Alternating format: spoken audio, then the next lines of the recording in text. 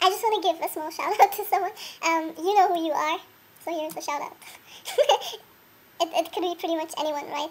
But it's probably not. Please hang up and try again. I met the wolf today. It was fun. And yeah, we walked for 5 hours and then the wolf decided to go to sleep because he didn't like the metro. Trash this, yay. Hey everyone, I'm at the youth hotel. Hey everyone, I'm at the youth hostel in Dresden. And I'm kind of really sleepy right now, so I just wanted to tell you guys about my little adventure today. Basically what happened is I arrived this morning and I'm here for an animation workshop, so it's for about 1 week, and I went to the place where I had to go, went to this cartoon studio, arrived there. Well, it said in the schedule that I should have, arrived from 11 o'clock. It wasn't specifically, strictly be there at 11. It was more like from 11 on, like on the first day you get a tour around the city and, check in and you get a tour around the cartoon studios and that type of thing. So I arrived at somewhere around 12, maybe quarter to 12 or something, and I saw a sign which said Anima 2009, knock at a blue door in the cellar. So I went down there and I knocked and nobody opened. So I looked around the building maybe a couple of times, knocked on every single door I saw, asked every single person I saw, and there weren't too many because it was Sunday, or it still is Sunday. So yeah, basically I spent about 2 hours or an hour and a half walking around the building, walking around other buildings nearby, trying to find someone who would help me or something. And no one knew about it. And then 2 people came out, of the animation building, and I asked them, and they were like, they didn't know. And, they knocked on the same doors and rang the same bells, but nobody opened. Yeah, great. Maybe I should have arrived at 11. I don't know. So, but the thing is, I also had the phone number of the, the organization. So I decided to call, and of course it was the answering machine, because the phone was probably inside one of the locked doors. Yeah, great. So now I'm at a youth hostel. I'm going to stay here overnight. And then tomorrow I looked at their schedule and it's Monday, so it'll be definitely open. And they're starting at around 9:30, so I'll go there and I'll talk to the organizers and I hope it'll be okay. And yeah, so that's my little story.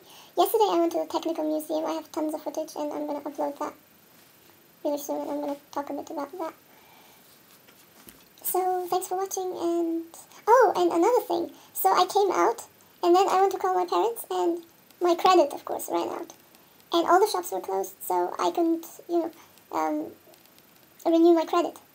So I looked around, I asked somewhere, and they told me that there's like a automatic phone credit loading device thing. And yeah, so I recharged my credit and called my parents, to kind of ask what to do in the situation, if they, canceled the workshop or something, or if it's still on, and, whether I should go back to Bamberg or stay or what. So yeah, my mom suggested I should stay and, try to contact the organizers and that type of thing. So yeah, this is, by the way, where I'm staying, like my room. My bed. I'll see you guys around. Thanks for watching. Hey everyone, it feels a bit awkward vlogging when you have people next door. Second day at the animation workshop. I'm trying to, do stop motion using clay. And I made these figures. The very first task was basically to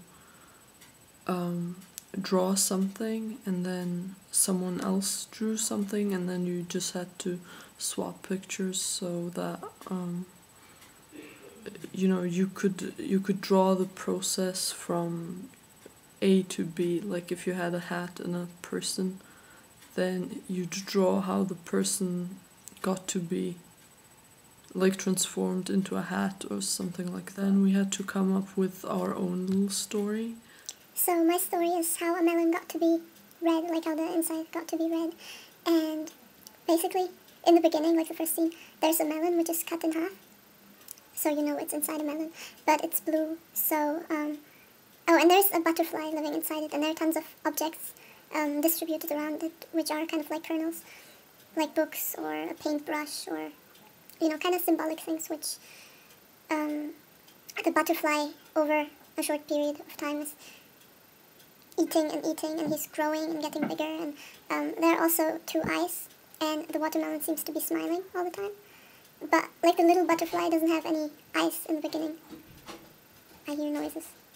Yeah, so what he does is he at some point eats the eyes too, and he starts getting bigger and bigger, and the watermelon starts shaking, and all the water, like in the beginning when the watermelon was cut in half, it was cut with a wavy or irregular knife, so it has little waves at the top.